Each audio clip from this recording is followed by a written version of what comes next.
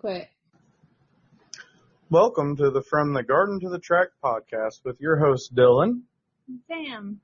The first and original podcast for garden tractor pulling, where we discuss the sport that we love with pullers from all levels of pulling.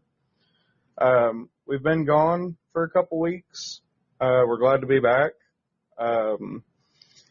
We've just been really, really busy lately. Sam's been doing big things. I've been busy in the shop, and we've just been kind of putting stuff off. But we're back now. We had a lot of people asking about us, so here we are. Sam, what kind of big things have you been up to? I've been working on some legislation with a small committee group with the Illinois Library Association, and I can happily say, just passed a bill through House with a 99-0 vote, which was unanimous. And it's a long ride. There's been back and forth, a lot of early morning meetings, and now we just got to make it through the Senate, and hopefully this bill will pass. It's about ebook legislation and regulating licensing terms for libraries, so we're not being charged 4 times the price of consumers for libraries. There's a lot to it, and I'd be happy to tell everybody about it if they're interested, but it's passed the House and we're on to the Senate, so. I listen to a lot of books and stuff when I'm traveling, so I'm happy of what she's doing to try to help out with stuff like that. What's been going on at your library in particular, Sam? What you got going on? We just started a cookbook club, which is very popular. As soon as we started bringing food into our programming, more people have been showing up. So we have 15 or 16 people in our cookbook club. And our library is in a double wide trailer for reference, so that's a very decent crowd. Me and my program coordinator just went to a conference, and we're a small library, but we are 100% competing with larger libraries. We learned that at the conference. We have higher attendance. We have more programming. It was very validating. Summer reading's coming up, and we got a grant to do a financial literacy course throughout the summer for kids. About a little over $16,000 we were awarded to do that. So that's very, very exciting. Summer reading starting soon. Activities for that. Well, sounds like our guest is joining in. We're going to finish our little introduction here, and then we'll have him join in.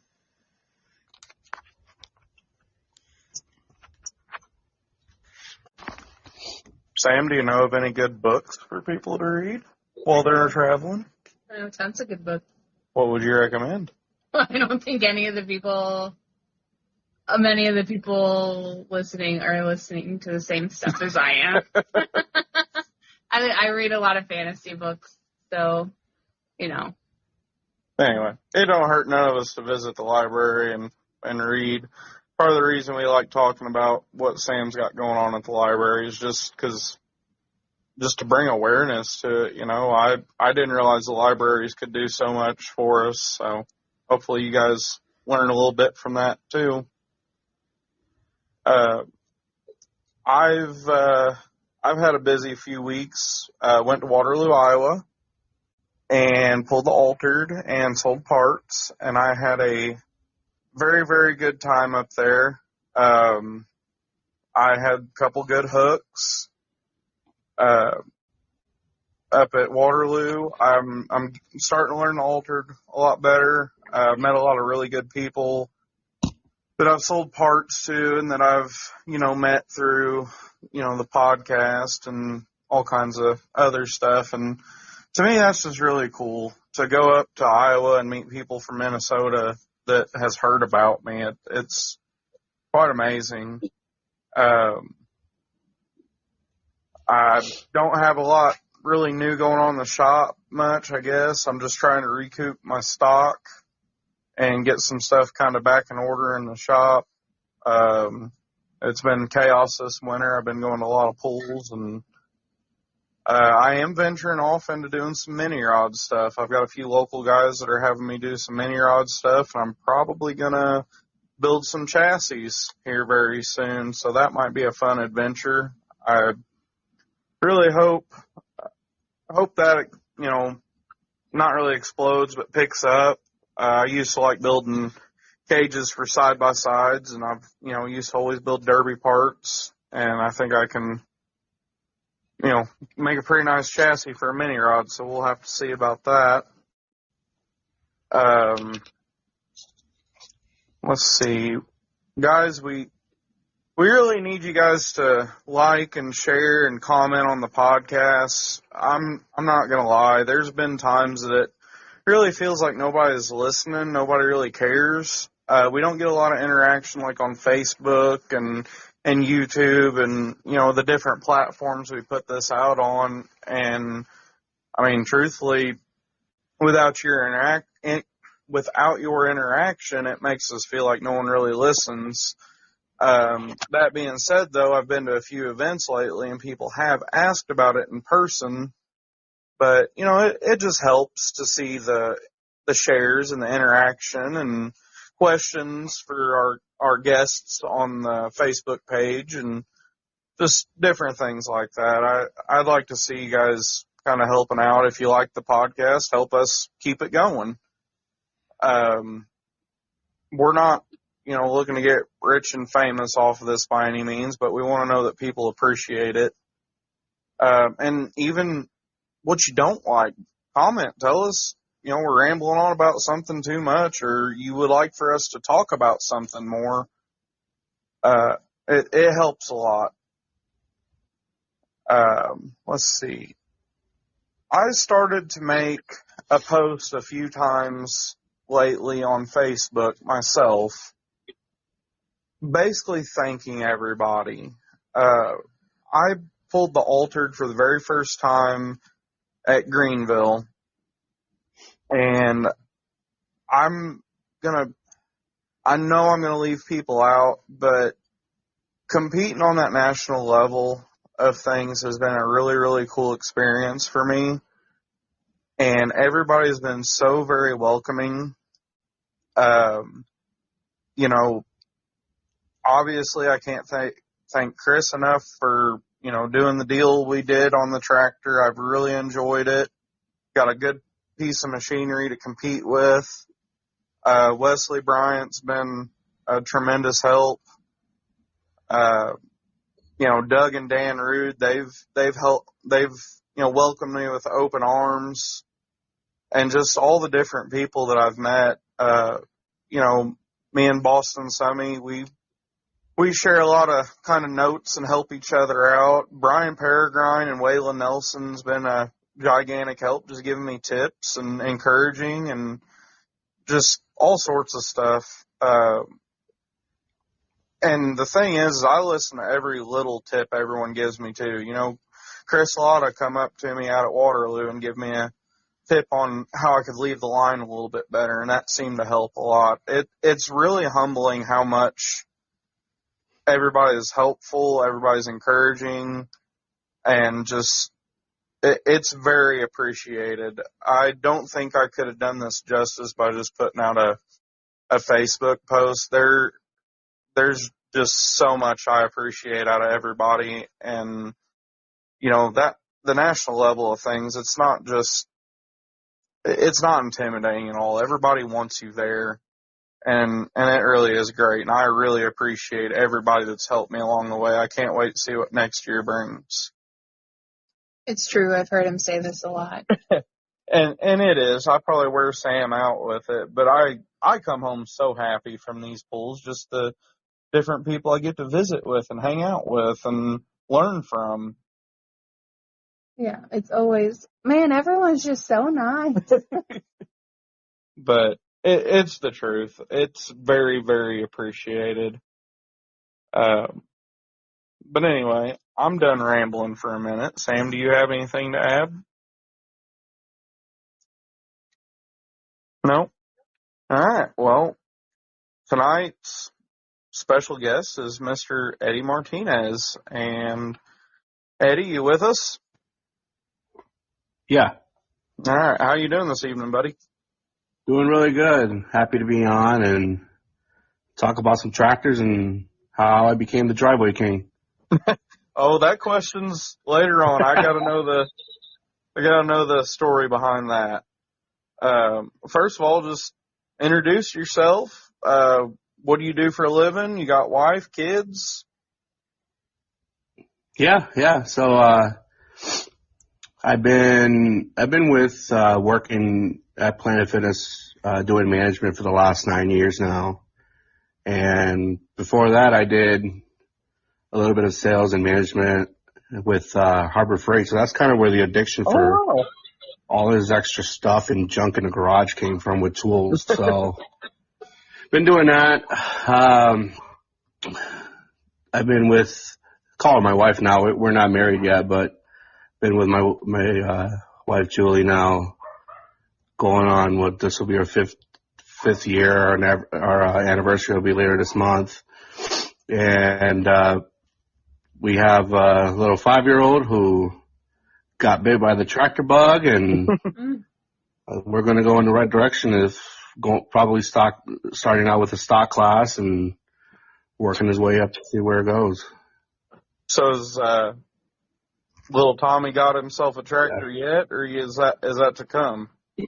So we went to a poll last year at our home club, and they let him drive a stalker, and that was a done deal right there. So I got home, I had some extra frames laying around, and I ended up putting one together for him, which is his own chassis and everything. So we couldn't pick on the name, and things happen for a reason. When you tell a 5-year-old or hey, stop touching stuff, he ended up getting shocked by one of the outlets, and we're like, the live wire was born. Thankfully he was fine. He got shocked and stared at his hand and just took it. He didn't really care. So it's like, oh man, the kids, they're built different.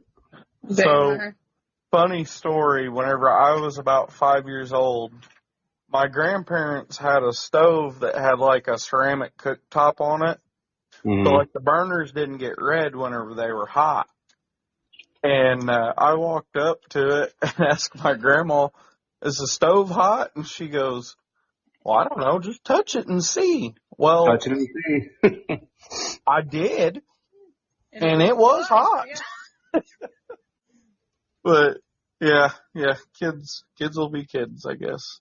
Yeah, he'll come out here and help me, and I had him pick out the color of what he wanted, and it's pretty much it's ready to go. I mean, it's fully built, and it'll be a stalker for him, and once he's old enough to go into open RPM, it'll already be legal for indoor stuff. Nice. Now, how old's Tommy? So he'll be 5 in July.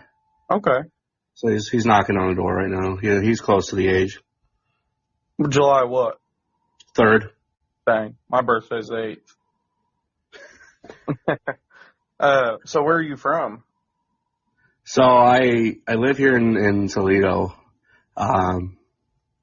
There's not a whole lot going on here when it comes to, I guess, motorsports or any kind of tractor pulling influences, other than closer to me would be the Fulton County Fair, that we'd have kind of anything going on.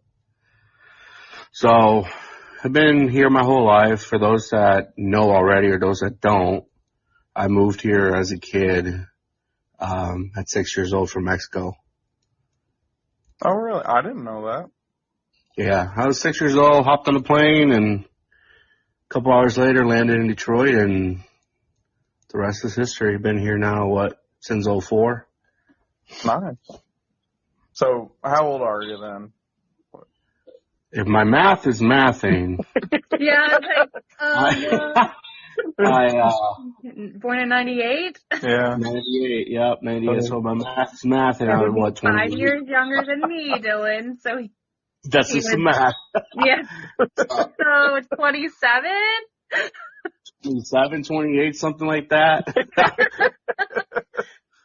If I know. I 32, always joke around. I'll say I don't know my age. I just know my back is 64, my knees are 88, my vision's 102.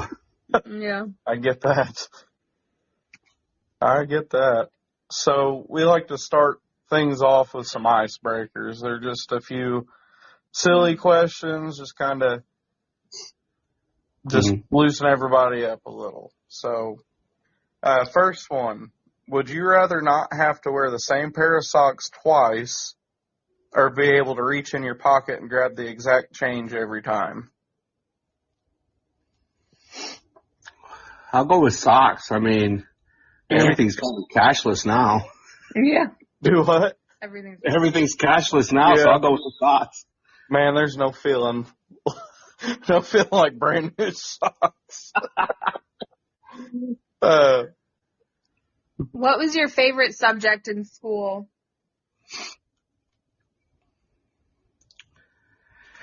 Ooh, for sure it wasn't math. I don't think any of us, apparently. Science, social studies. I mean, I got A's in there. Everything else was not so good. Yeah. So where's the best place to eat after a pull? Well, it depends on where we're at. The good thing about these indoor hooks is we kind of find our own little spot and make it like an annual thing. I know Navarre's got That's a right. really good pizza place. Yeah. Greenville's got a nice little bar we go to. I mean, they're all unique in their own way, but after pulling, probably I'll go for some pizza. Oh, yeah? Yeah. We went to Quaker Steak up in Canton the other day. A bunch of us went up there. That was a pretty cool place. They had like a funny car hanging from the wall in there and dirt bikes and yeah, it was a pretty neat place. If you could time travel, would you rather go to the future or the past?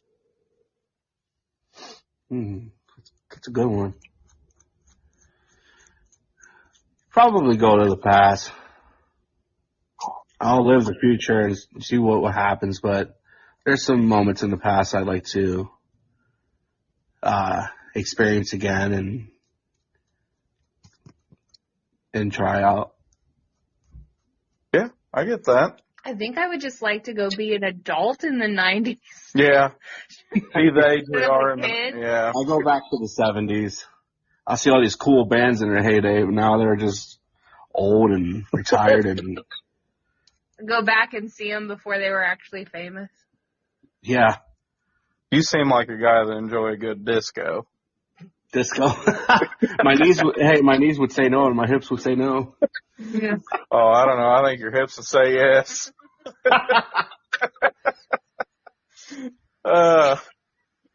What's your Okay, Dylan. What's your go-to white girl coffee drink? Oh, my Sabrina Carpenter shaken espresso with oat milk, white sugar. Yeah. Or if it's the fall, I'll go for anything pumpkin spice. Yes, girl. I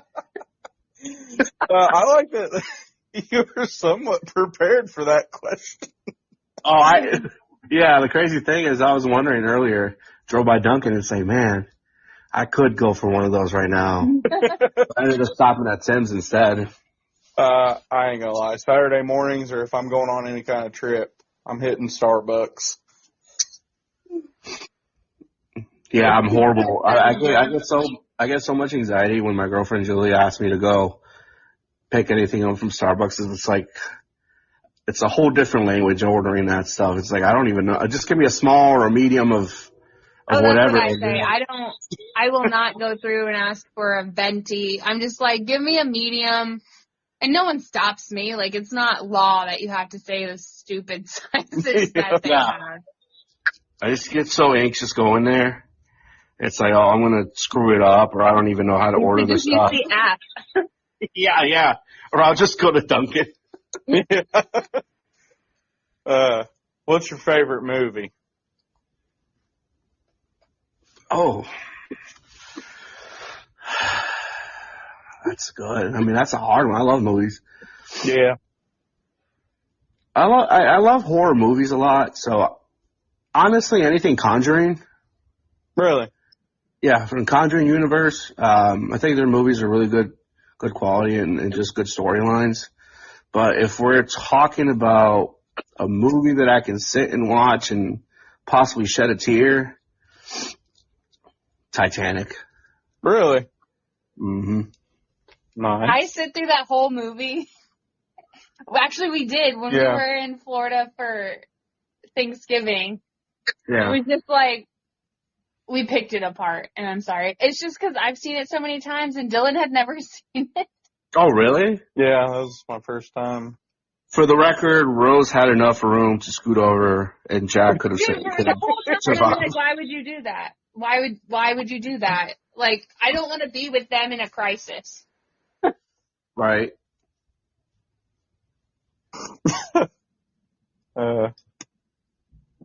What 30 cube puller could you most likely beat in a 3 out of 5 battle of rock, paper, scissors? Oh. Rock, paper, scissors. A lot of horrible decisions have been made with Tyler and I with rock, paper, scissors. So probably Tyler. Yeah. I'm going to have to see that happen. A lot of it just narrows down to gears. What gear we're going to run, and we both say the opposite one. So, all right, let's rip it out. Best out of 3. Does it work? Sometimes. How long have you been pulling? This will be year number 12. Really? What'd you start out on? I started out, oh man, I don't even know what kind of tractor it was. I was a kid. So it was like this simplicity. It was like, I don't know, from the 60s to this small little thing. I mean, the shopping cart was bigger than it, than the whole tractor. And, I used to just ride it around a yard and destroy it and roll it over a couple times thinking I was a gravedigger. And I didn't even know what tractor pulling was. I had no clue what it was until my dad came home one day and said, hey, we have to go to a tractor pull. And I thought it was like a tug of war. Yeah. And we went, and I thought it was the coolest thing ever. Went home, and I started cutting away an old bed frame, thinking I was doing something, made up some wheelie bars, and went to go pull, and the whole rear end just grenaded. Oh. So officially, my first pull was about, 4 feet? And that was the best 4 feet ever. Yep. So then after that, I did stock class for a couple years. I didn't really know what I was doing. I didn't really have much help in the beginning. So my dad was like, hey, I think we just need to get a better tractor than, what we showed up with. And his coworker, I guess, restored, tractors back then and sold us a John Deere 110. It was the thing was beautiful. It was only out a couple times a year for tractor shows, and I think my dad paid $400 for it. So the guy was like, yeah, take really good care of it and don't do what these other guys are doing, going to tractor pulls. And we're like, oh, right. Yeah, never doing that, huh? we hooked it, and 15 feet, 20 feet, 30 feet, we started getting a little bit better. But eventually the guy found out that we were pulling with this showpiece. He bought it back from us. He's like, hey, I'll give you guys $800 right now. Bring it back and use that money to get yourself something else. So we're like, heck yeah. I mean, I respect that. Like, we'll get it for an extra $400, which didn't get any better. We went to Indiana, someplace in Indiana, like Shelbyville or something. And we bought my first Cub. It was a 102. Paid $400 for it. And the guy's telling us, he's like, I don't know what's been going on. There's been a lot of guys. I guess he had like one of those tractor junkyards and whatnot, but he's like, a whole bunch of guys are coming over here and picking up these Cubs and making them pullers, ruining a good tractor. And we're like, right. Who would ever do such a thing? As we're loading it up, trying to figure out, are we going to send this motor out somewhere? Like, I don't even know what kind of horsepower this thing does. So we brought that home, and it did okay. I mean, looking back at it now, I mean, the power was there, but we didn't know anything about gearing. We didn't know about tires, and we were just having fun. And that chassis, I think I stopped running it 2 years ago when I finally sold it. But it had gone through a stalker, an altered, and it pretty much lived as an altered for the rest, 8 years or so? So I've had a lot of tractors. Yeah. I ended up getting bit by the twin bug. And in 2016, that's when I had my first twin ever. And that was a fun ride. That was really fun. But again, I didn't know anything about what was going on, nothing about gearing or anything. So I think I probably would have gotten better results and won some classes. But when you're flying 12 miles an hour down the track, riding out the valves at 5,000 RPM, you think you're flying. Yeah. Oh, yeah. It's kind of evolved into its own thing now. Did you like the twin? Oh, I loved it. And so the first twin I had, it was already built by somebody else, the chassis was. And the problem with it later was that it was just too short in wheelbase. And when it came down to movable weight, every suitcase weight that I had, we had to throw it on the nose. Oh, really? So, I mean, it hooked really well. And after that, I ended up going to just scratching that build completely and doing a twin, kind of how I build my chassis. And to this day, not to brag or anything about it, but that was probably my most successful twin and chassis I've ever owned. It won. It was definitely top 3 every hook I took it to. And it's one of those things that, like, looking back now, I would kind of wish I wouldn't have sold it, but I know it's doing good with its new owner now, but unfortunately it's one of those things where our class died out. Oh, okay. The twin class died out in our area. 5-6 years ago, it was really, really good in numbers.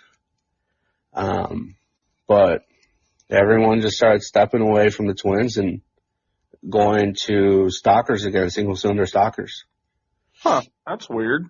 You would think, I mean, there's still some around, but it's not like how it was before. I mean, back then we'd had so many, so in our class down here, in our club, we would just have open class. Yeah. So twins would run in their singles, and it'd be pretty neat seeing a 45 cube twin go up against a pro or a super.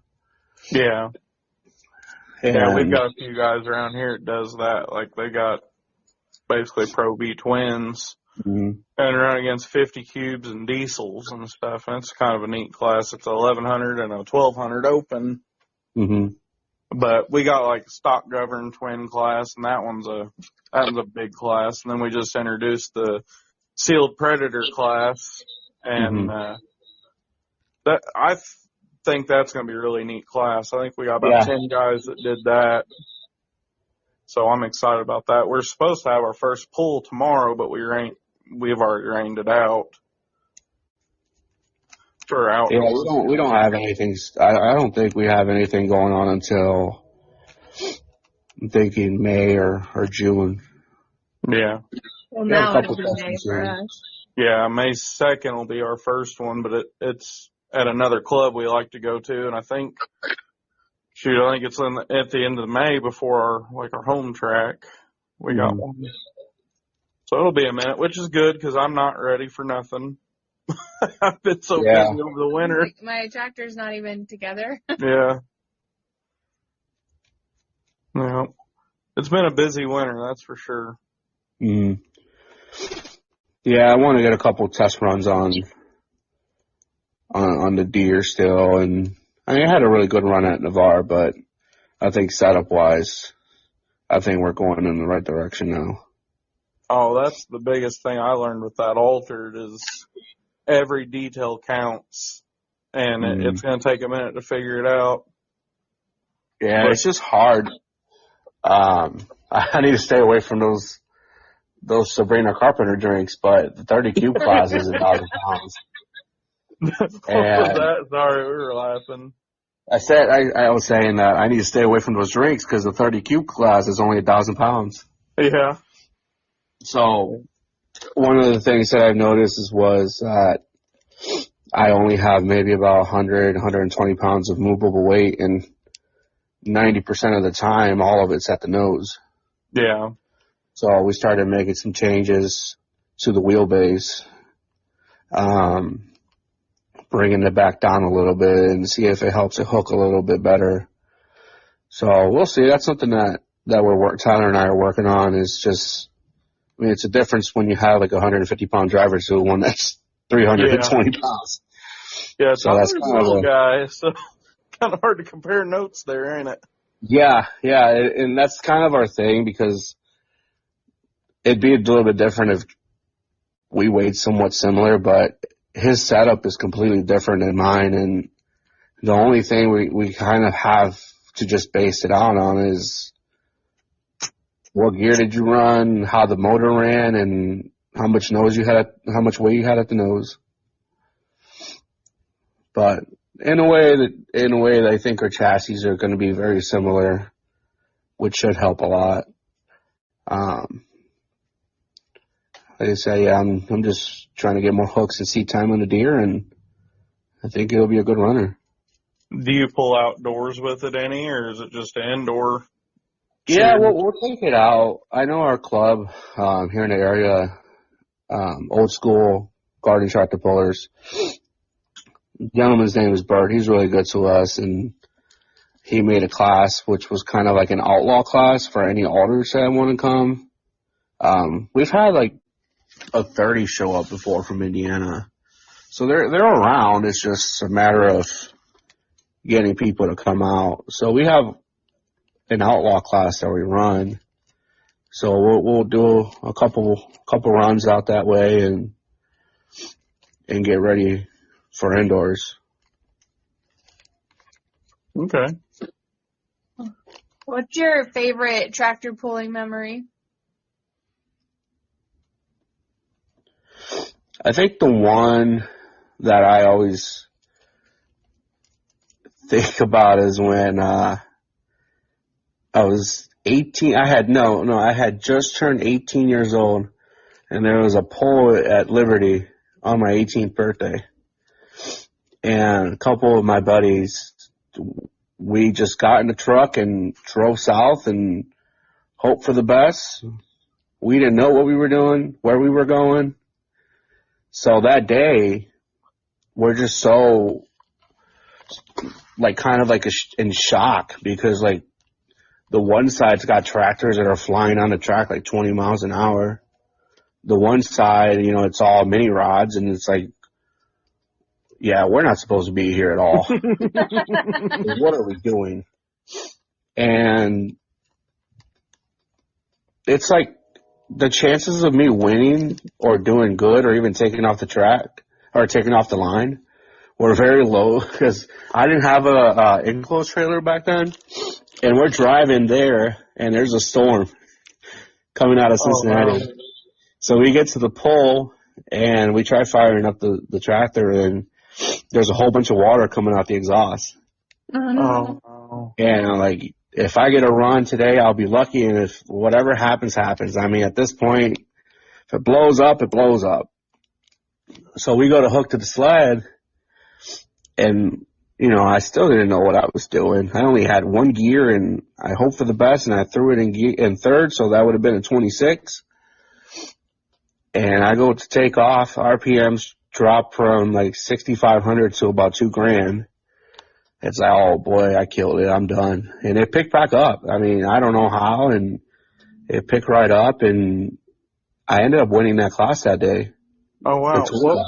What was that? Was that the twin? Yeah, it was a twin class. It was an NQS side, but it was more of a local side. Yeah, we got into that one too.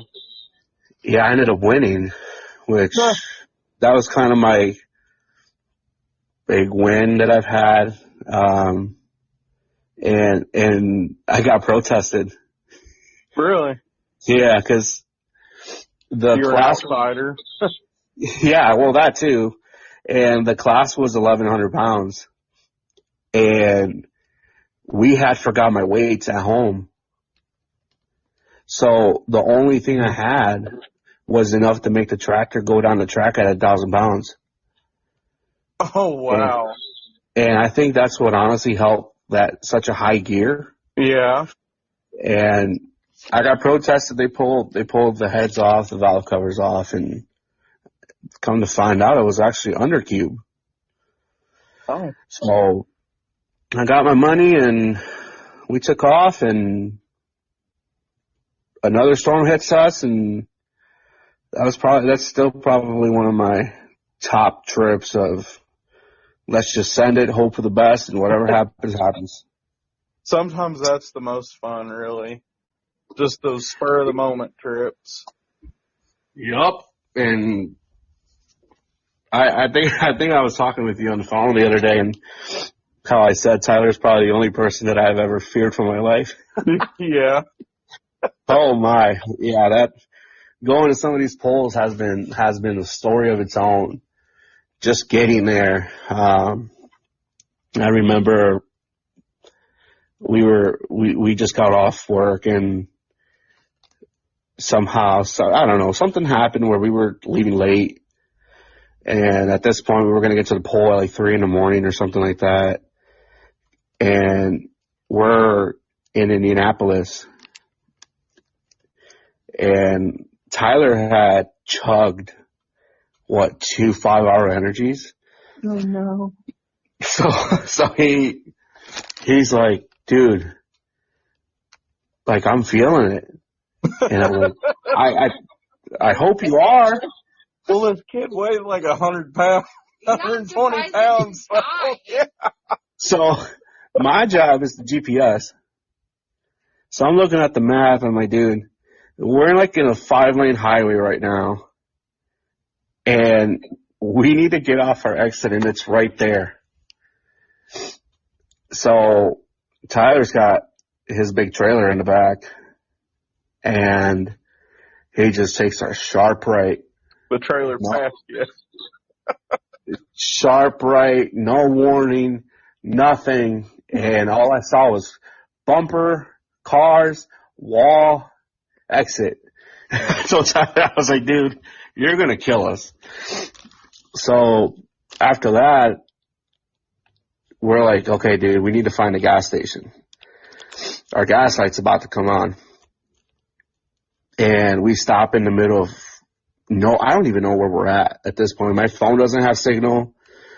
And we stop at a gas station, and the guy's refusing to let us in. Oh. So we're like, hey, we need to just buy gas. And he's just like nodding his head no, like go away. And You and Tyler are kind of sketchy though, so I don't blame you. so we're in this, I mean, picture Children of the Corn, one of those small little towns. And I told him, I said, dude, we got to get the hell out of here. This guy isn't letting us in to buy gas. It's just sketchiness all the way around.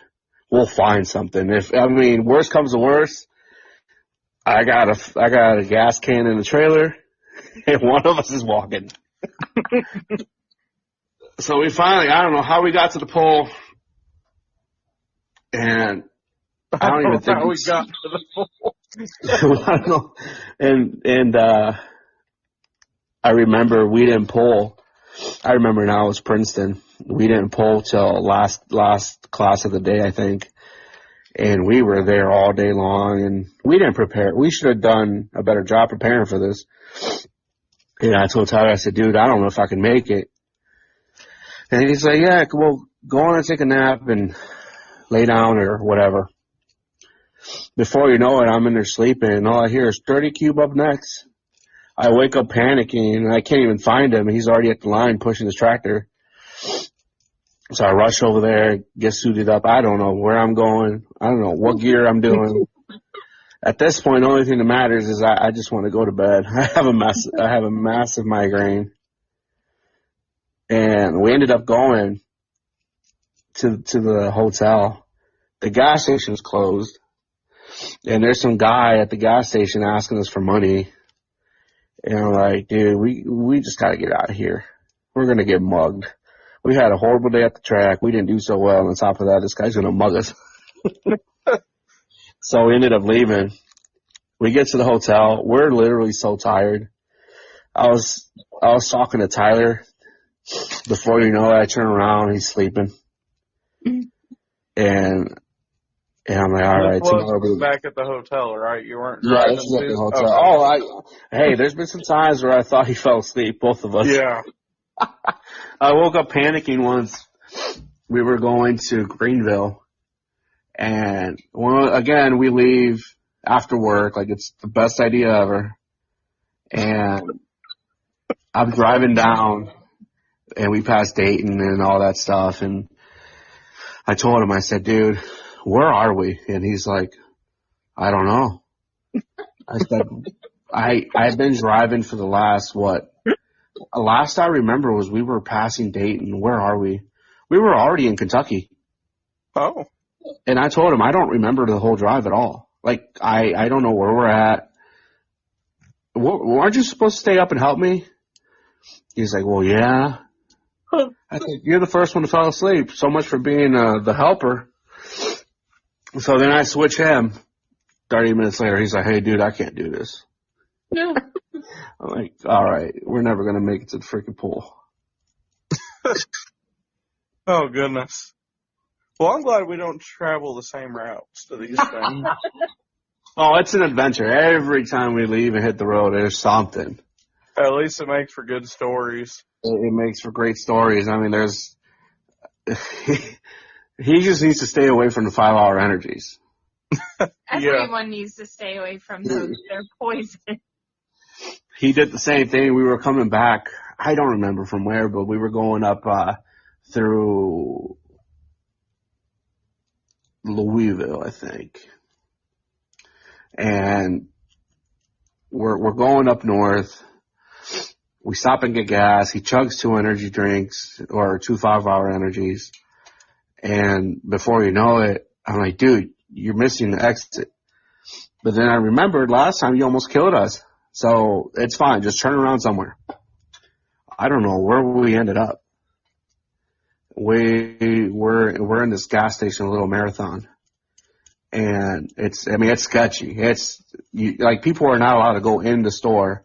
It's got one of those little, like, drive-through walk-up windows. Yeah. Where they get the stuff and they spin a little window and you're not coming in here no matter what. So we get in there and, of course, he's got his massive trailer. So we get boxed in. And we're out there filling up and getting something. Here comes a lady. one of those. We'll keep it PG-13, but one of those that offer you assistance for money.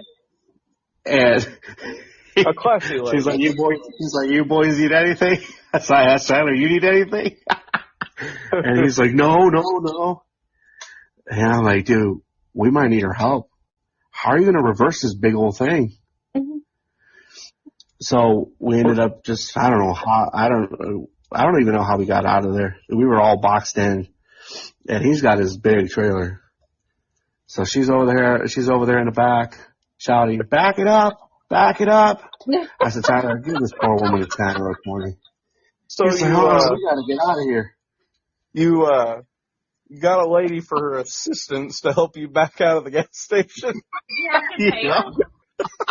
I wanted to give her like a 10 or a 5 to get a drink or something, but we're like, you know what? Let's get out of here. It was that sketchy. I mean, it was that bad that we were like, Tyler, I can't let you go pump gas by yourself. I'm going to stand next to you. And then from there, I told him from there, we are not getting out of the truck until we hit the Ohio line. It's pretty bad where Ohio's your safe place. Yeah. Oh, good.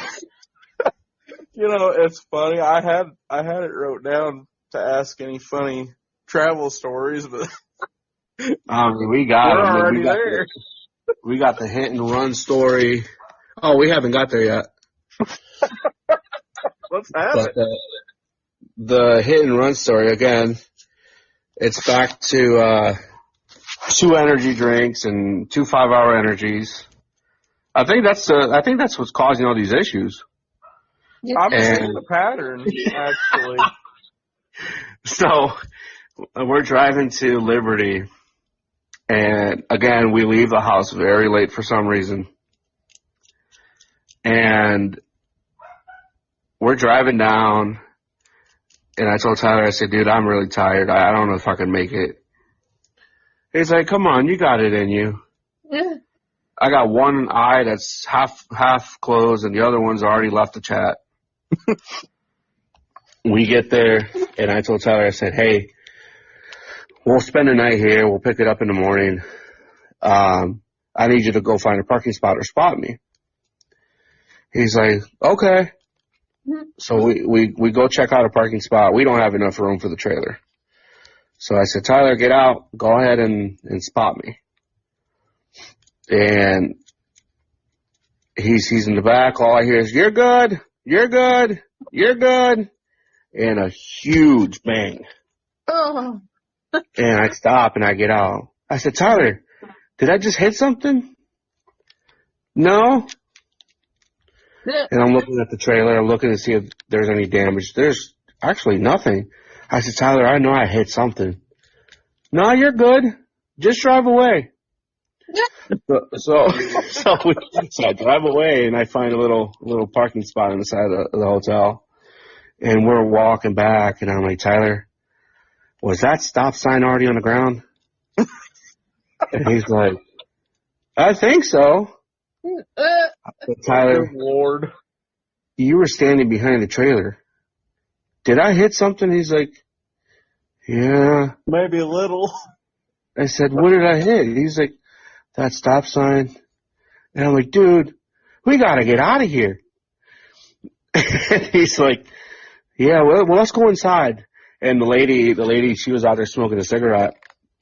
The receptionist. And I'm like, you didn't see anything, did you? She's like, I didn't see a single thing. So the next day, we're ready to go, and there's a cop out there. Uh-oh. And I'm like, dude, we're cooked. We are cooked, dude. And he's like, no, let's just go. We hopped in the truck, floored it, and left. So I told Tyler, I said, never again. You're not allowed to spot me, give me, do anything. You'll go get the lady from the gas station for her assistance from now on. Yeah, yeah.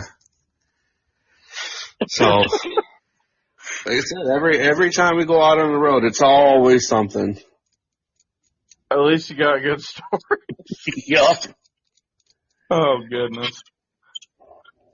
You got any other travel stories before we go on? Not that I can think of all of those. I mean, I'm sure we'll have more this summer and next indoor season.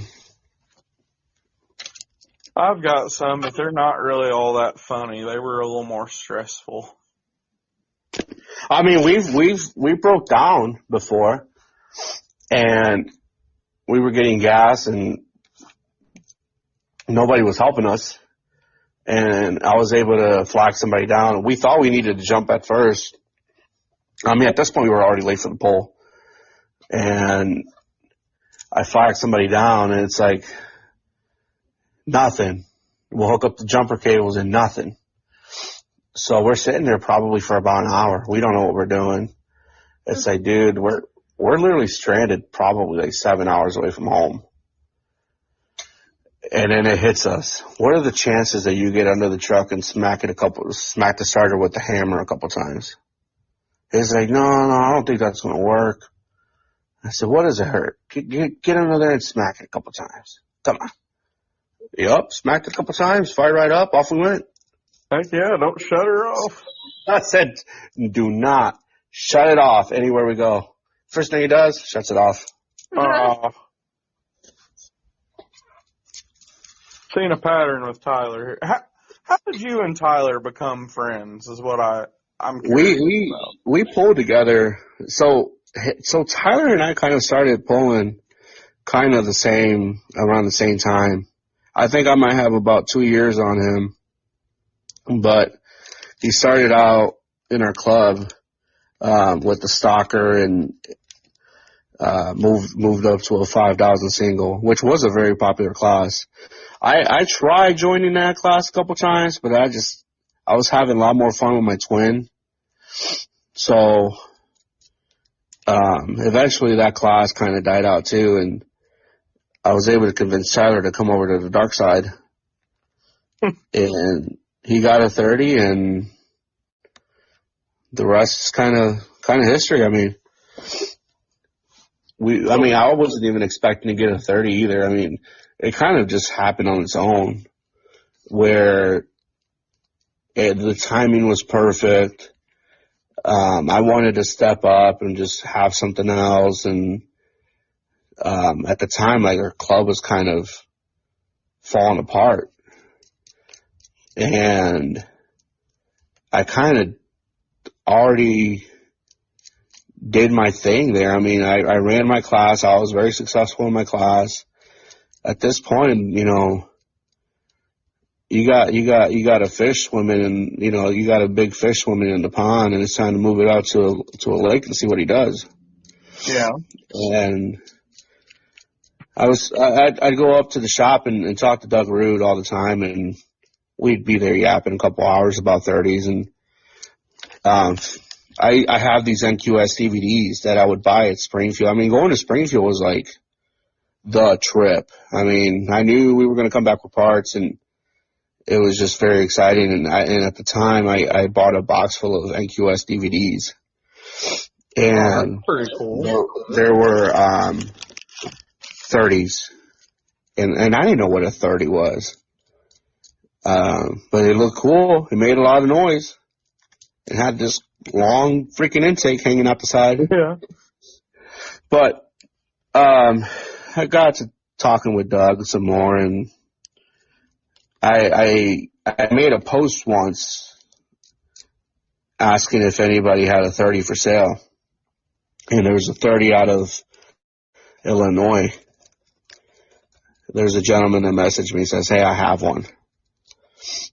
So I ended up pulling the trigger on it. I knew that I was going to be the only one here in this area that had it. So I wouldn't be able to have a class to pull against it here. But at the same time, I don't know. It was just kind of meant to be. I really considered the 30 class whenever I was looking for something to pull in QS, and really, it was one of them right deals at the right time thing on that altered, and I've been very, very happy with the altered. But yeah, I was considering a 30 cube in the beginning myself. Mm-hmm. It's a fun class. It is. I mean, you feel like you're flying down the track going 90 miles an hour when in reality you look up and say, oh, we're only doing 10. Yeah. But when it's cranking out, 9,800 RPM and it's rattling your eyeballs going down the track. I mean, it's cool. I mean, like I said, it feels like you're flying down the track. And I do think the class is growing right now compared to what it was years ago. I know once Tyler and I get everything figured out and Tommy's old enough to drive, I know we're each going to have at least 2 more 30s in the class. Good. So yeah, it kind of became its own thing. And, first time I ever drove a 30, surprisingly, I had a really good run with it, except I didn't realize that the track was actually kind of bitey at the end. So I ended up just hanging on for dear life. And I got off and I was like, oh man, that was cool. So yeah, I love my 30s. I know I've had some chances at a couple altereds, but it's like when I'm ready to get the motor and be like, okay, this is actually happening, a 30 will show up. Yeah. And it's a aftermarket block or XYZ is done to it, and it's a deal you can't resist. So it's like, oh, well, I could always get another 30. Who builds your motors? Well, they're oldies but goodies. They're M&B Motorsports. Max Burkhardt maintains them right now. Okay. Good. So he runs 30 too. Yeah, he knows his stuff. I got you. What's your favorite place to pull? Indoors, probably. I mean, Princeton's a fun one. But I think I like Navarre. I think it's just because it's nicer weather too and closer to home. I had a blast out there last weekend. Yeah, it's a great track, great hook. I think I enjoyed it because I got out there late Wednesday night, and I was able to get to the track early Thursday. And that was the first time that I got to just kind of hang out on Thursday, and it was nice visiting with everybody. And like you said, nice weather, so you you just wanted to be outside and goofing a little. And we don't need 2 5-hour energies. Yeah. Yeah, I don't do that anyway. Why do you like Princeton, though? Like, I've actually heard a few people say they love Princeton. Is it just because it's the first one of the indoor season, or? I think so. I mean, we'll have some hooks in the summer, but I think it's just nice to get back indoors and hang out with some people. I mean, I've gotten to know people from all over the country and doing this for all these years, and as much as I like to hang out with them, I'm sorry, but I hate driving and you live 16 hours away from me. Yeah. So it makes it very special running into them or just having conversations and instead of over the phone, and you're like, oh, okay, well, nice seeing you. Isn't it neat, though, how we get to be friends with people from all over their creation and talk to about every day? Yeah. And, it's when we get to do that, it brings us all together. It's really, I talk to people every day that we pull with. He does. That's true. But I've got to be some really good friends with people that are, several hours away from here. Yeah, yeah.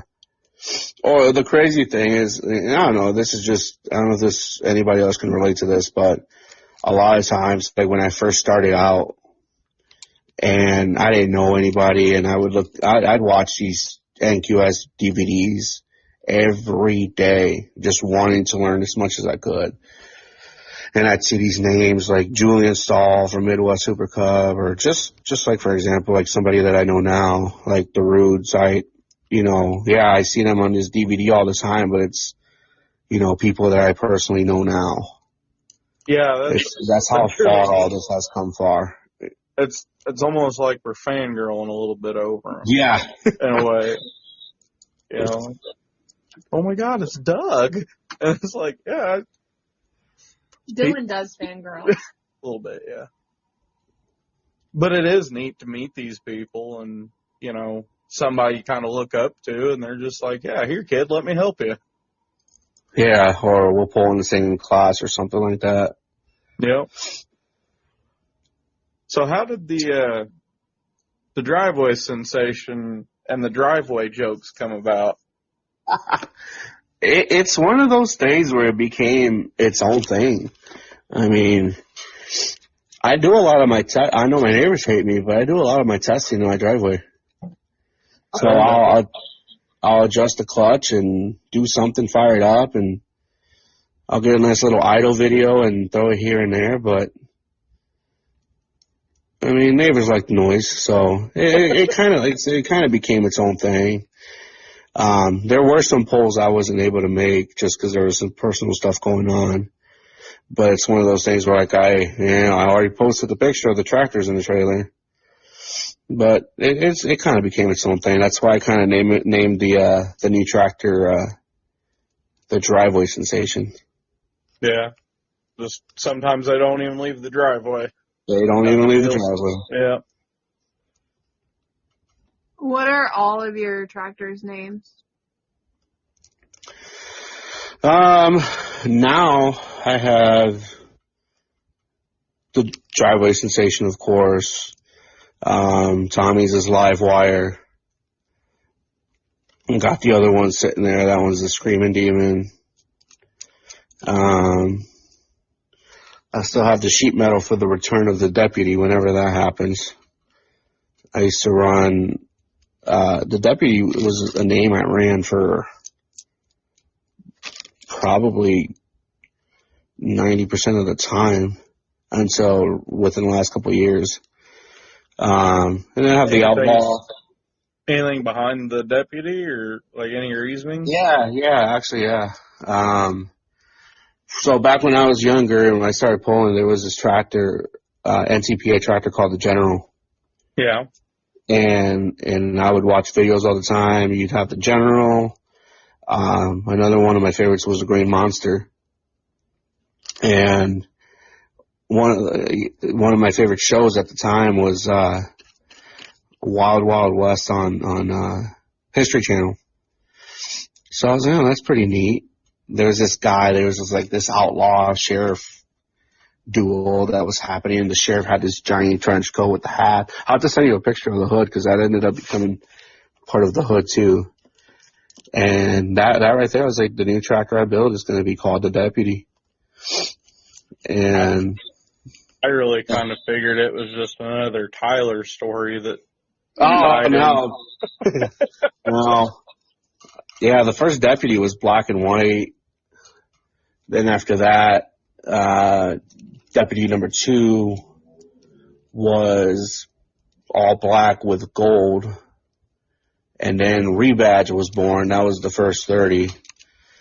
I kind of wanted to switch it up. I was like, well, do I really need Deputy number 3, 4, and 5, the whole sheriff's department?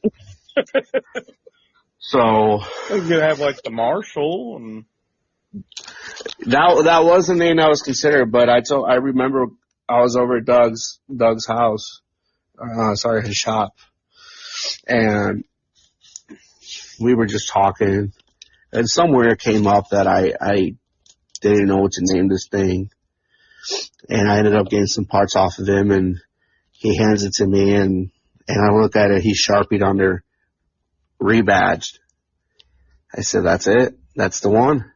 Yeah. So I got decals made for it, and this one was the gold one. I wanted to do kind of a 40s, 50s, California Highway Patrol style. Yeah. So I went with gold. I went with white walls and blacked out wheels. It was a pretty neat ride. Yeah. I love a white wall. So that was rebadge, and after that, I was like, well, I need to do a little bit of balance. So I built the Outlaw. Yeah, I'm awful at naming tractors, and I've thought about doing something Tombstone themed with mine. My favorite movie is Tombstone. You know, Doc Holliday and Wyatt Earp and all that. Yeah, Doc Holliday was also another name that was considered. Somebody else had a Doc Holliday, though. I'm drawing a blank right now. It was black and white. It was super sharp. Mike Nelson out of Iowa, yeah, I think, had Doc Holliday. It was one of the Iowa guys. I knew that. Yep, I think you're right. That was a nice twin. What about Screaming Demon? Screaming Demon. When I think I finally turned 10 grand on the 30. And I remember that run, and I remember going down the track thinking, man, this motor's really screaming right now. And I remember getting off the track, my feet were tingling, my hands were tingling. I don't know if I got some issues with alignment at this point with all this shaking, but I get off, I'm like, man, that thing was screaming. And it kind of became its own thing. I was like, well, what would go with theme? I mean, it definitely idles really nice, and it'll turn 10 grand at the line. So, and it became its own thing. The Screaming Demon was born. Came up with a nice design for decals, and kept it simple, nothing too crazy or over the top, but. And my buddy Eric Snyder did a good job with the decals, and getting them made, and it's probably one of the nicest tractors I've had. Yeah, I was curious about the name because Jerry Van Dorp had a Screaming Demon. He pulled big tractors back in the 90s, and then like my childhood hero was Tom Nixon. And he had a Screaming Demon tractor too. He pulled a lot of ITPA and ATPA pulls, you know, big tractors. And that one was my childhood hero. And I've always thought about doing a Screaming Demon myself for that reason, but never have. Yeah. Next tractor, I don't know what I'm going to name it. I'm awful at the names. Sam's good at names. Oh, I've named tractors I'll never have. Yeah, she's always coming up with names. Yeah, I'm awful at it. Yeah, this next one, I know it's going to be green. That's all I know. Yeah. Yeah, this next one's going to be like a nice sage green, and I don't know the name yet, but it'll be a 30 as well. Cool.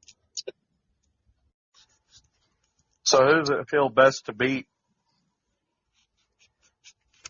Like, who's your favorite person to beat whenever you're pulling?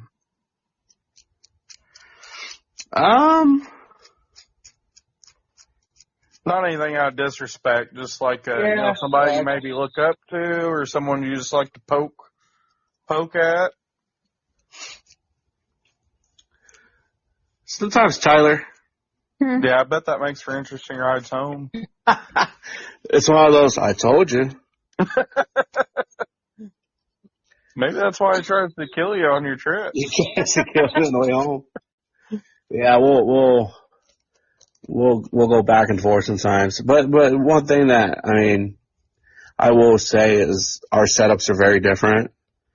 So there have been times where he's been able to run probably a lower gear than me, or vice versa, or whatever the case is. But that's always good. At the end, kind of the way we look at it is, if one of us does good, we both learn something from it.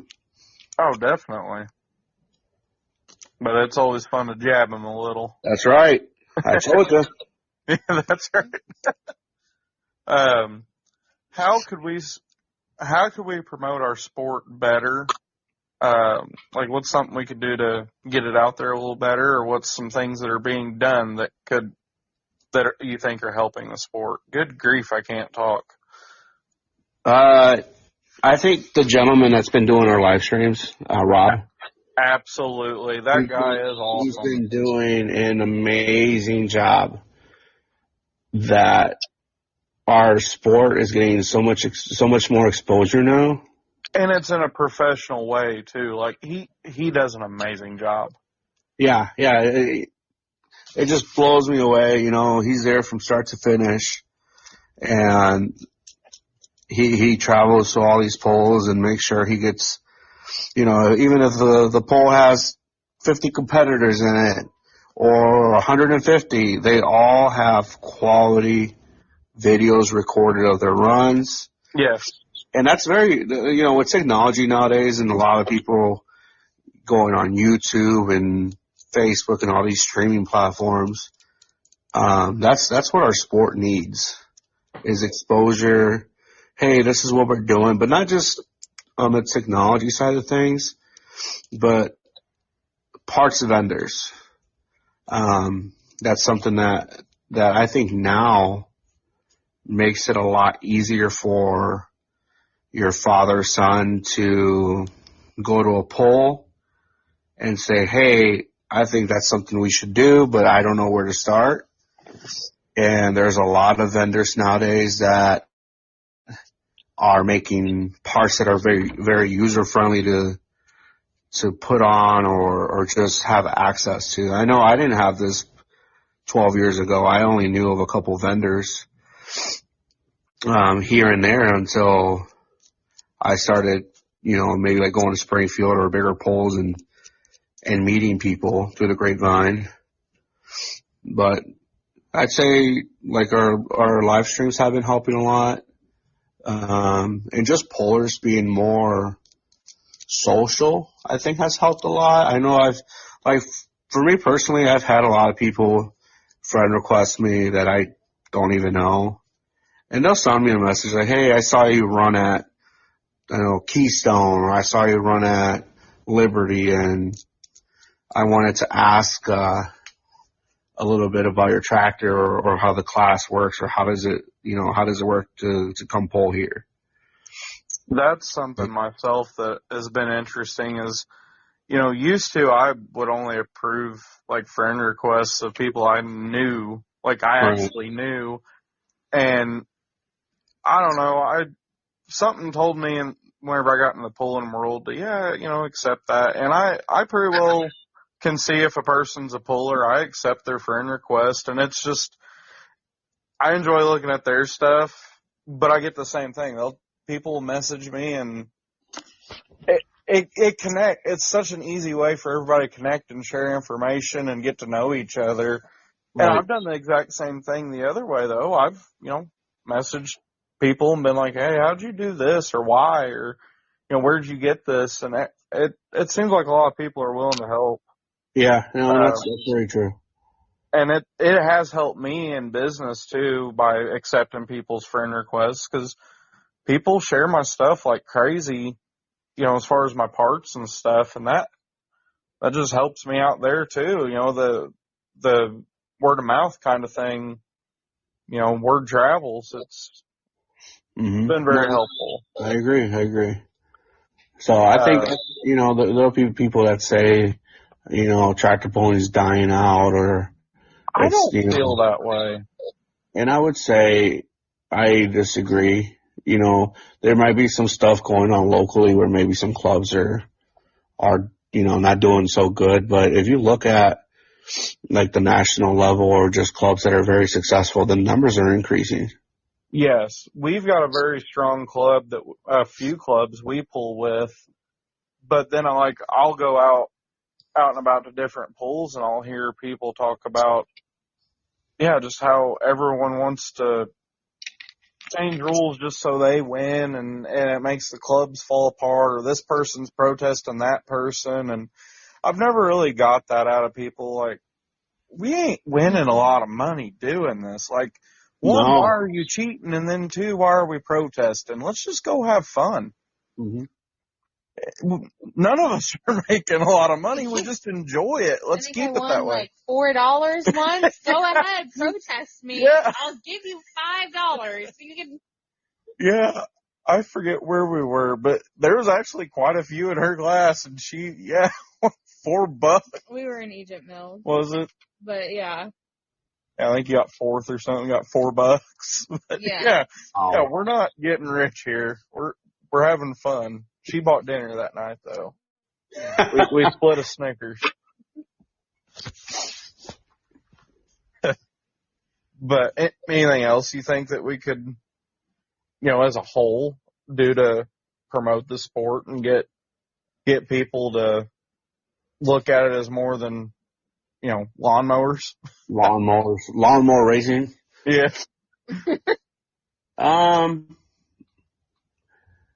That's all honestly I can think of. I mean, it's just gonna narrow down more to each poller kind of doing their own thing and helping promote the sport. I mean, look at it now with just sports betting too. I wouldn't be surprised if one day, sports betting comes around and they're betting on, pollers and, in our classes now. But, and that's happening with Pull Live and stuff. Yeah. With the already happening there. And I just think it's just, another thing that will really help is just more supporting each other. I know there's polls that come up during the summer and, that's someone so's poll or that's, whatever. It just really helps to show up and support and share and spread the word of, help that help that promoter get polls. Yeah. There's a few this summer I'm planning to go to just because I like the people that are putting them on. Mm-hmm. That's all there is to it. Yeah. But I'd say it's going in the right direction for sure. I think I'd agree with you. What advice would you give new pollers?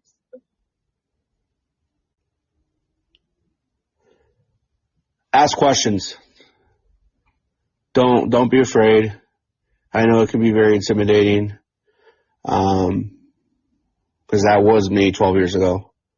But ask questions. Pollers are willing to help you out and get you on the track, and always ask questions. Come in open-minded, and there's a lot of good people in the sport that are willing to help you out and help you get on the track. Absolutely. Yeah. There's a fella there close to my shop that's been doing it for probably 40 years, no joke. I think he did tell me the other day 40 years. Yeah. And he is one of them guys that if his mouth's moving, you need to be listening what's coming out of it. And but he's not one of them that's really going to give up a lot of information. Mm-hmm. But if you ask him, he'll tell you anything you want to know as long as you have the ambition to ask. And I think that's another thing too, is you have to show that you want it, that you're willing to learn, and the most important thing is I think it's when you fail. How are you going to take that, and are you going to be able to learn from it, move on? I know I struggled so much when I got my 30 because when I had my twin, it was just go full throttle, 3, 2, 1, and go.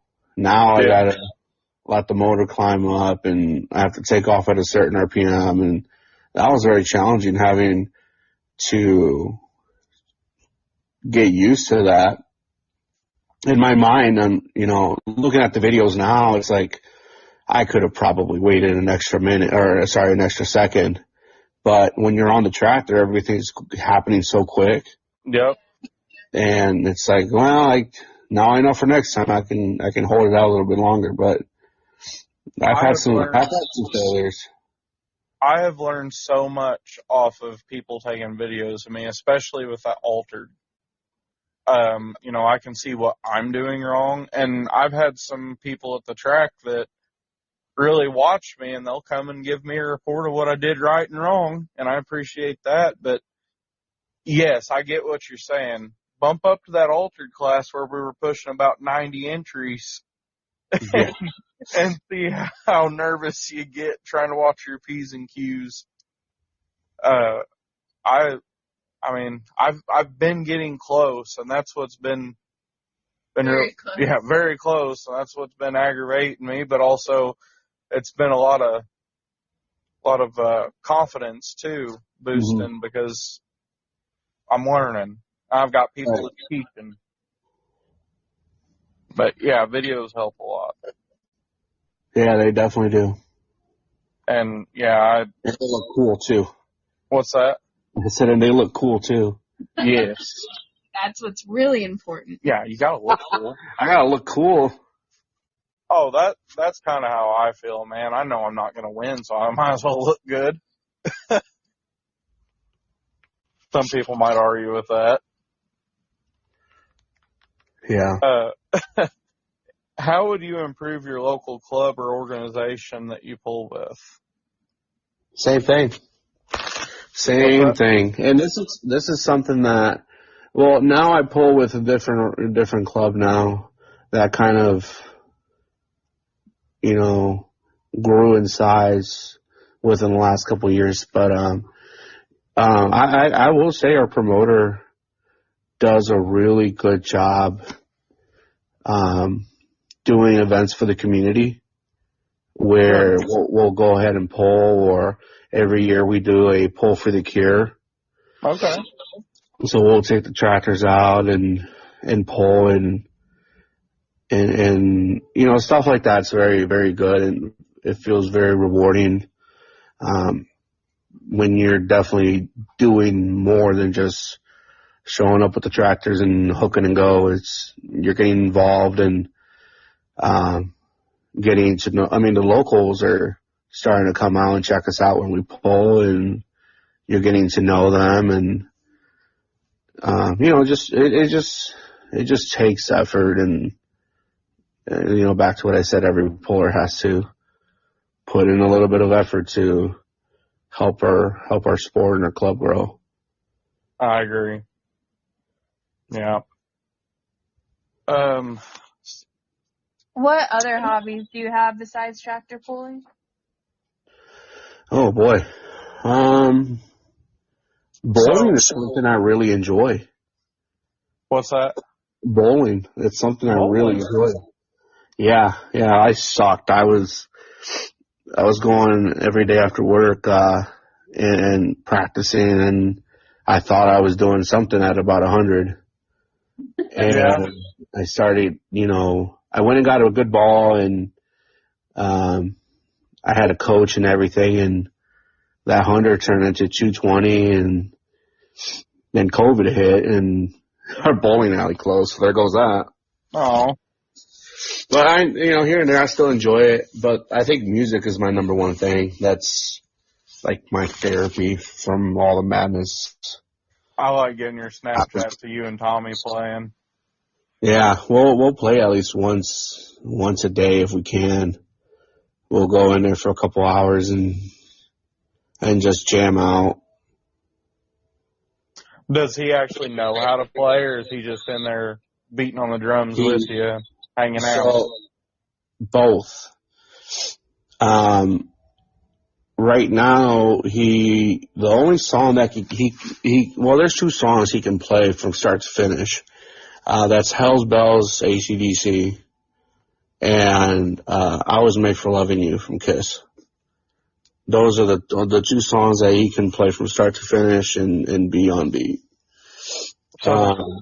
The ones that I've got recently has been him on the drums. Does he only do the drums, or does he play guitar a little too? Or Yeah. So he's learning guitar too. Sometimes, I mean, he's just too little for the bass, but he'll just pluck along sometimes. But I'll turn on the mics and he'll sing too. And I mean, he's giving it his all. Love it. We'll have his stuffed animals sometimes. He calls them his babies. yeah, We'll have his stuffed animals right there, and they're the crowd, and heck yeah, he'll get up and throw kicks at him, and like he's playing Madison Square Garden. that's awesome. Well, shoot, I lost what I was going to ask next. Can you sing, or you just guitar? Oh yeah, so during COVID, I also took vocal lessons.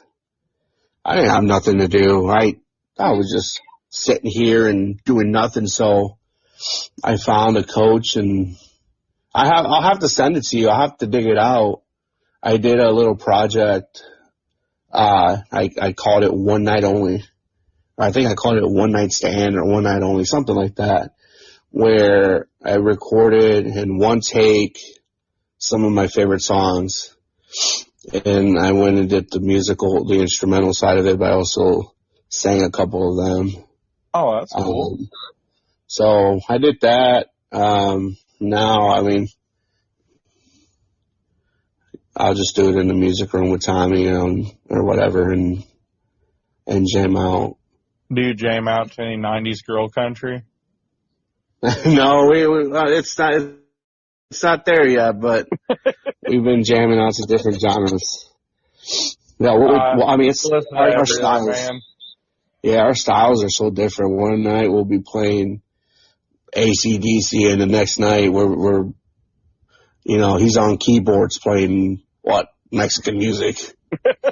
I will say keyboards are probably where it's at. That's something he has a good ear for.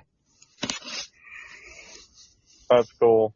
Yeah, I like a little bit of everything, man. If you come into the shop and I got the radio going, there's no telling what you're going to hear. Yup. But it's also good you're starting him so young because their little brains are little sponges. Yeah, he picks up on it very quick. So sometimes I'll just get blown away. Like, we'll listen to a song once, or he'll watch it on YouTube and watch a cover video and see how the guy's doing it, playing the drums or whatever, and we'll go in there and he'll just repeat it. That's awesome. That's crazy. That is awesome. Does he speak Spanish? Not all. He knows a couple words, but sometimes he'll go over to my mom's and she'll speak Spanish to him, and I don't know, it's because she's just giving him cookies and he's happy, but he'll do a good job and listen for her. Yeah, being that young, see how much he can absorb and pick up on, and he'll be bilingual and know all the instruments, and I'll be a pretty sharp kid. Yeah. He'll do something. Have you bowled with Doug yet? What's that? Have you bowled with Doug? Doug Rude? Doug Rude. Pulled with him? Yeah, have you bowled with him? Oh, I was bowled with him. No. Yeah. No, he's good. I look like a rookie. We've talked bowling before, and it's like, oh yeah, so you're good. You're good. I see. Yeah, so you're like a bowler. Yeah, he's not just playing like a bowler. Yeah, you do it more for fun. I'll just watch. Yeah. Yeah, I do it more for fun and hope for the best, and the next day I'll be suffering. I can't feel my fingers because I pulled them or something. It's kind of funny. Me and my buddy Corey, we talk about pullers just as a whole a lot. And I think he even mentioned on one of the podcasts we had him join us, and it seems like every puller nerds out to something else. Mm-hmm. And I think that's funny. Like, we fixate on something else also other than just the pulling, but it eats us up also. Like, you know, here's a big guitar and you know, music and stuff. I think it's cool to see what people's other hobbies are. Right. Do I have any quirks? Like hobbies? I mean, just quirky, weird stuff like other pullers. I don't know. I live with you, so it's Yeah, It's normal now. What's that? What was that, Eddie? I said it's normal now. Yeah. I said it's normal now. Yeah. Well, this is wrapping up to be the last part we have for you, I guess. Do you have any questions for us? No, I don't. And again, thanks very much for having me. Oh, definitely. You got anyone you want to thank?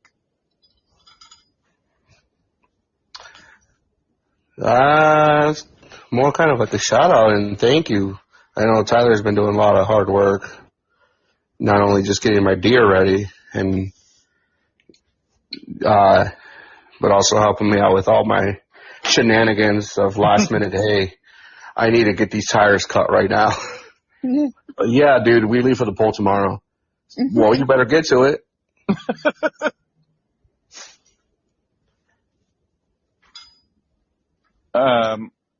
Do you have any suggestions for other people you'd like to see on or have us? Good grief. For someone that's doing have on the podcast. Yes, thank you. Just jump on and do it. No, suggestions for other people. Like anyone you want to hear on our podcast. Yeah. Oh, I'd probably get on and figure out why Tyler thinks it's okay to get to 5-hour energies and just chug them. It almost kills me. We'll get Tyler on. I bet he'd be a hoot. Maybe get both of yous on or something. Yeah, he can share more road stories from when I fall asleep. Turn it all around on you. Yup. Yeah. Well, buddy, we appreciate you being on here, giving us a little bit of your time this evening. Yeah, thank you for having me again. Definitely. Well, good talking with you as always, man. You take care. Good night. Sounds good. Good night to you both.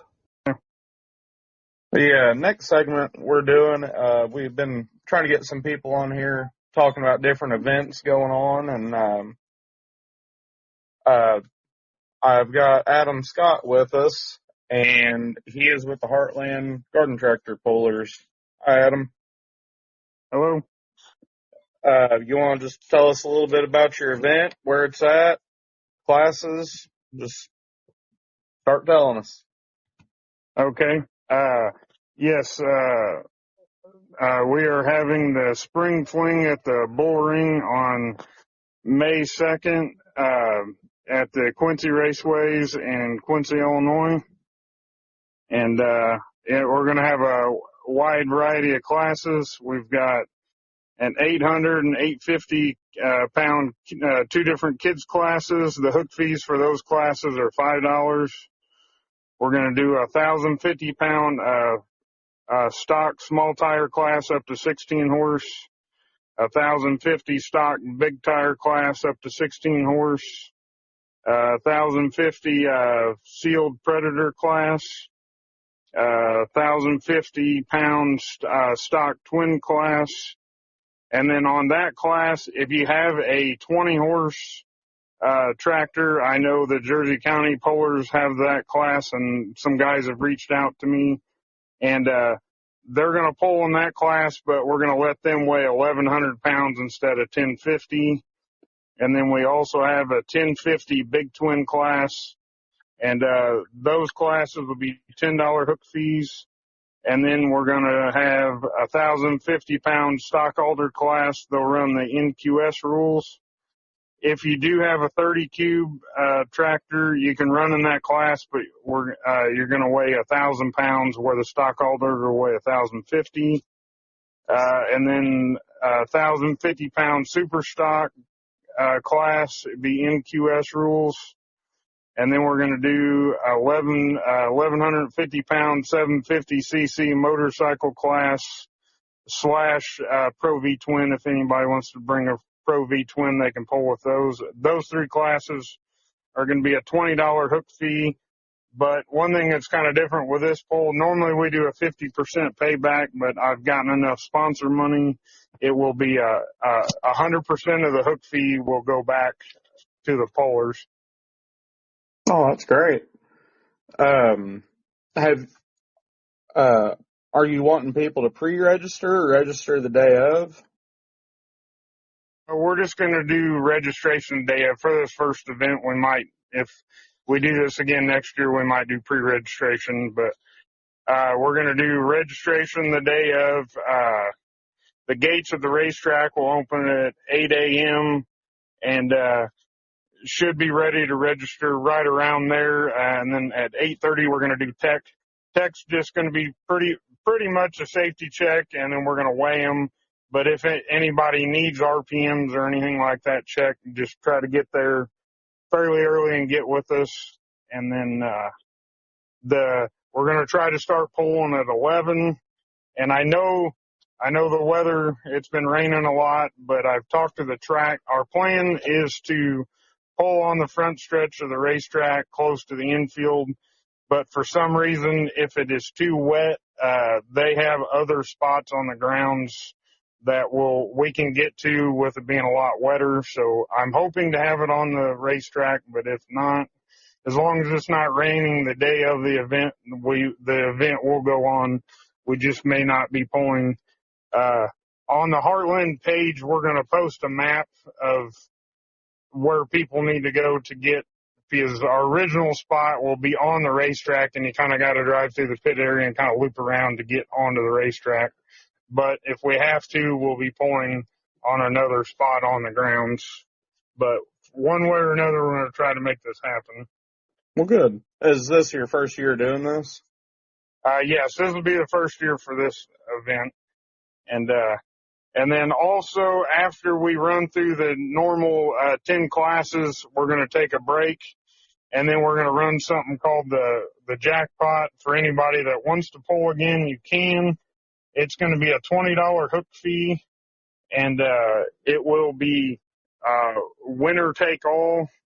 And what it's going to be is basically any of the classes that pulled before can pull in it, but there's going to be a few different weights and hitch heights depending on what you have. And I've got it posted online, and then we'll go through it the day of. Just might be a fun class. We'll see how it works. And so no matter if you got a stock Predator or a motorcycle or whatever, pull together. I know that might sound crazy, but I think it'd be interesting and fun to see how it works out. Buddy, we pull lawnmowers. We're all kind of crazy. Yep.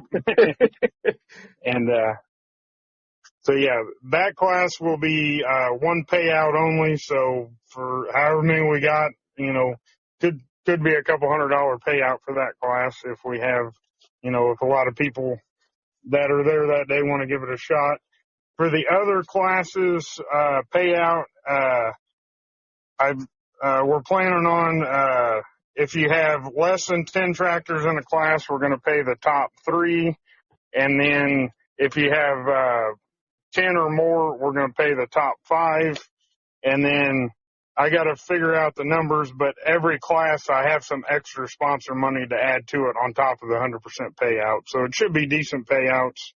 And for the jackpot class, also with the money, I'm making a trophy just out of broken parts I've gotten from guys. I've got a crankshaft and stuff, and so I'm going to weld together a trophy for that. And then the kids classes, there will be trophies / like medallions for the top 3, and then for 4th and 5th, we'll have ribbons. So they will get something, plus they will get a little bit of payout also.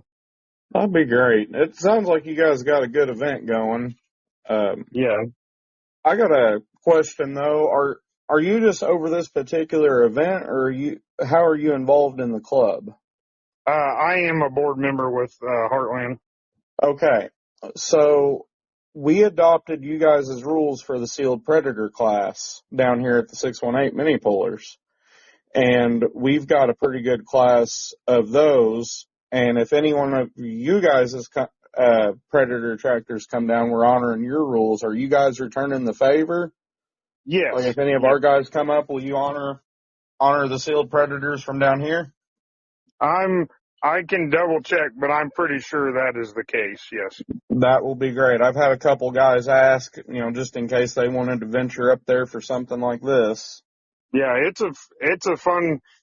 I know this event definitely it'll be any sealed predator. It doesn't have to be one that we sealed, but I can check for the future. But I would love to see this class grow. I personally have one that I pull, and it's a lot of fun. I like this class.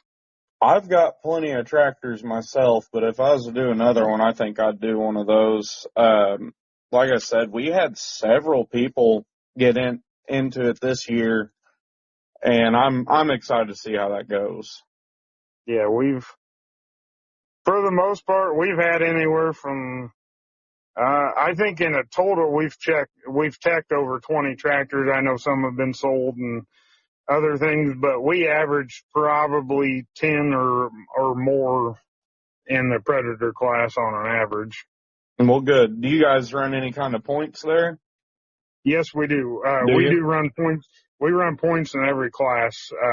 This won't be points, but yeah, our normal season starts, I think it's June 3rd in Pleasant Hill, Illinois, but we do a full points, series through the year. Well, cool. Yeah, we're trying it out in a few classes down here, just see how it goes and how, receptive people are of it. But, I'm excited about that, give something back to the other pullers, that's, sticking with us. It's been fun. The way we do it, each family, basically we do a family membership. It's $40. And then if you got however many tractors your family has, it's covered. And then, we do a banquet at the end of the year. And then the kids classes, we award the top 5, and then the adult classes, we award the top 3s. We do trophies, but then we provide like meat and everything at the banquet, and then everybody just brings a covered dish. That's kind of what we were thinking, in a way. What do you guys provide for prizes? We've kicked around a couple ideas for our guys. We've just done trophies, but then another thing we do, everybody that shows up, they get a raffle ticket. The club buys some stuff, and then we get stuff donated through the night. Pretty much everybody wins some kind of raffle prize. There'd be, all kind, and then we just have it all laid out on our table. And if your number gets called towards the beginning, you kind of get your pick of whatever we have on the raffle to kind of get back to everybody, regardless of how you did in the points or whatever. So we try to get back a little bit in that aspect. Right. Ultimately, that's what I would like to see happen with our club, is have a banquet and all the classes doing it. But for right now, we're just doing 2 classes just to see how things go. Yeah. But yeah, I would love to have myself like a, bonfire or something at our track and a potluck, everyone bring a dish and just everyone hang out together. That's kind of what we do. Or this past year we had it like a church like recreation hall. The past couple of years, one of the guys in the club, he owns an ag business, and they've got a nice shop, and we'd done it there for several years. And cool. Yeah, I think it's more than just show up, give me your money, let's pull and go home. Like I like the people. That's the most enjoyable part of it, in my opinion. Oh yeah. Getting to hang out with everyone. So I think it'd be kind of fun for us to have a banquet and all that. But we got to ease into it. It's kind of a good time. Most of the time the polls they're fun, but they're kind of hectic, and you don't really get to visit a whole lot. And especially if you're help putting them on. And Yep. And well, so, you got anything else to add on your Go ahead.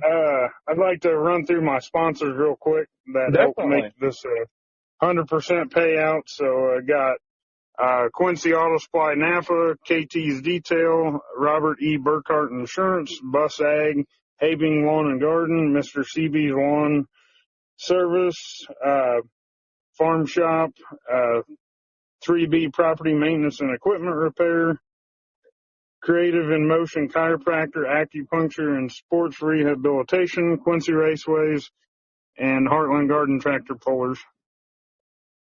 You got anybody And else so- you'd like to thank?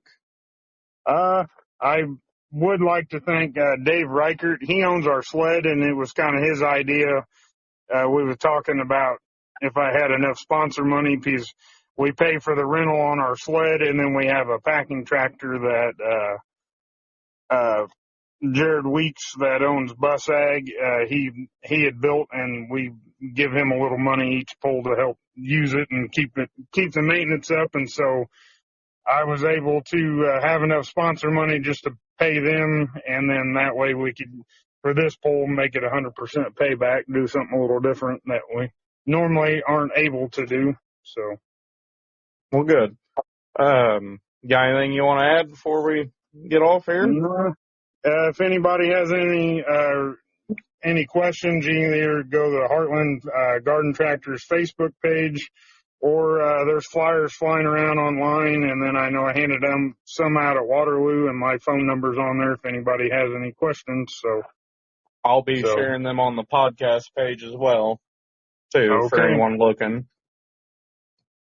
But, all right, buddy. Well, we appreciate you telling us about that, and hopefully people listening might come up and see you. Okay, thank you. Yep. For this episode's Vendor Spotlight, I am joined with my little buddy, Jase. I know a lot of you guys have heard me talk about Jase, and Jase was also our very first guest here on the podcast. Hi, Jase. Hey. So, I'm bringing him on as a Vendor Spotlight. Jase, how old are you? 11. 11. 11-year-old Jase has been doing some pretty cool stuff. He bought a small tabletop lathe off of me, and him and his dad have been learning how to run the lathe. And Jase, what's some of the stuff you've been making? Gear shift knobs. Gear shift knobs. Yeah. What else have you been making? You've been venturing into a little bit of other things, haven't you? Yeah. What about, you're making other things, what? I don't know the names. You've been making some rain caps for the exhaust. Yeah. You made those bushings for me. Yeah. He's been working on making some quiet line bushings, for the rails and quiet lines. What do you like working with? You do a lot of aluminum stuff, steel? I do aluminum. You do any titanium or anything? No. I will do aluminum. Oh, you like the aluminum. Okay. What do you like about running the lathe? There's nothing to do. Just something to do. Nothing to take time up. So, what are you doing with your money you're making? Putting it aside. Saving it for it. For what? That's like this in case we ever need it. The You have to put it tractors. aside. More material. You've Yeah. been getting more material from me and doing real good with it. So, what do you ultimately want to do? You want to learn how to do bigger things? Yeah. No, I'd like to be able to do like Volvo, like a bunch of machine work. Yeah? What about Matt Groom's Ultimate Competition? Those fancy hitches I have? I like that. Stuff like that too. Do some stuff like Matt? Well, Yeah. did you know that Matt's a teacher? No. Matt teaches machining. So he might be a good one to go learn from. Yeah. He don't make any stuff for single cylinders, though. And I'm doing the twins, so I'll be fine. Oh, we need to get... Maybe you could make a bunch of single cylinder stuff and show Matt how it's done. Okay. Think so? Yeah. That'd be good. So, do you want to do anything like this when you grow up? Yeah. You think so? Yeah. But you want to stick with the tractor stuff? Yes. Well, do we need to get us a CNC mill here at the shop and you just Yes. learn how to run it? Yes. Okay, I'd be alright with that. Where can people get your shifter knobs? if at Owen from me, or sometimes Dylan take them out the Okay. places he goes. Yeah, I've been carrying Jase's shifters. There's a lot of people that's been buying, or shifter knobs. There's a lot of people been buying them at the events I've been vending at. But yeah, I'm carrying them for Jase. And you said locally? Yeah. Whenever you go to pools? Yeah. Okay. Is there anything else you're wanting to make? Like anything out there you want to make? I'm not sure yet. I'm still on it. Sorry about that. We dropped the phone. But you're still learning, so Yeah. okay. All right. And how much are your shifter knobs? $20 on the shifter knobs. And he is working on getting some more made up right now. And whenever he has a pile of them done, I will actually be posting them on my website. So keep an eye out for that. They're pretty nice pieces. Thank you. You got anything to add? No? What's pulling season looking like for you? Well, then stuff ready. Yeah? We were supposed to pull today, weren't we? Yeah, Got rained out. sadly. How many tractors you got this year? But at this moment, right now I have 3. Well, 2 of them ready to pull out, 1 still finishing up. Sounds like you had some bad luck up at Dew Coin. What happened there? Both the axle. Broke the axle. You, what classes you pulling this year? This year, for the tractor that I have now, be a 12, 10 horse, and 12 kids, 16, 5,000, and 16 hops, and open. Who you hoping to beat with that 16 horse this year? Corey? Yeah. Well, I don't know that Corey's going to be pulling Stacy. much. But Stacy? You want to beat Stacy? Yeah. Heck yeah. What about the 12 horse class? Who you hoping to beat in the You. 12? Me? Yeah. Oh, I got something for you. Got anything else to add? You excited for the season? Yeah. Good. Well, guys, just wanted to put some stuff out there for little Jase here. He's probably one of the hardest working kids I know, and he's only 11 years old. Mark my words here, you're going to see big things out of this kid. He is with me in the shop about as much as he can be, and if he's not with me out in the shop, he's with his dad out in the shop. And, just keep an eye out for some of his stuff. I, myself, appreciate everybody that's bought shifter knobs from him. I know that don't seem like a whole lot, $20 here, $20 there, but he saves his money and puts it back into his tractor, or helps his dad with entry fees, or, buys more material or parts for the lathe. He's a good kid, and he does do this stuff himself. His dad just kind of oversees it and makes sure he don't get tangled up in nothing. Jase, you want to tell everyone what rule number 1 of the shop is? No. But anyway, yeah, this is a good kid. I really appreciate everybody that's been supporting him, buying the parts and stuff from him. So keep up the good work, little buddy. Thank you. We're actually going to get off here and head back out in the shop and see what we can get done. And that'll be the end of this episode, and thank you everybody for listening. Again, please interact whenever we post stuff. I'm always looking for people to get on here and do a vendor spotlight with us and share your events. I put posts out a few times looking for that, and I don't get a lot of response. I'm just trying to help grow people's events, help grow people's businesses, help grow the sport. I'm not making a dime off of nothing. I don't want to. I'm not trying to be a name. I'm not trying to be rich and famous. I just want to see everyone having fun and keep growing things and just keep it going. Share whenever we put podcasts out. Tell us what you like, what you don't like. Comment on stuff.